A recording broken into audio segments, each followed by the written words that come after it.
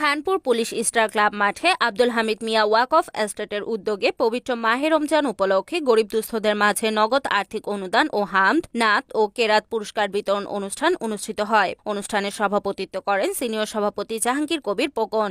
অনুষ্ঠানে সহযোগিতায় ছিলেন মোহাম্মদ গিয়াস, মোহাম্মদ ইহসান ও নাহিদ খান। এ সময় প্রধান অতিথি হিসেবে উপস্থিত ছিলেন অতিরিক্ত জেলা প্রশাসক নারায়ণগঞ্জ ও সভাপতি মোহাম্মদ শফিকুল আলম। বিশেষ অতিথি হিসেবে উপস্থিত ছিলেন সহসভাপতি জনাব মোহাম্মদ মাহবুবুর রহমান মারুফ, সাধারণ সম্পাদক জনাব মোহাম্মদ নুরুজ্জামান আহমেদ, সহসাধারণ সম্পাদক জনাব মোহাম্মদ আলমগীর কবির, সদস্য জনাব হাজী জাহিদ হোসেন, সদস্য জনাব মাহবুব হোসেন, সদস্য জনাব মোহাম্মদ জাহাঙ্গীর আলম, সদস্য জনাব মোহাম্মদ আসলাম, সদস্য জনাব মোহাম্মদ আব্দুর রাজ্জাক, সদস্য জনাব মোহাম্মদ রহমতুল্লাহ খান, সদস্য জনাব মোহাম্মদ শহীদ হোসেন স্বপন, সদস্য জনাব মাওলানা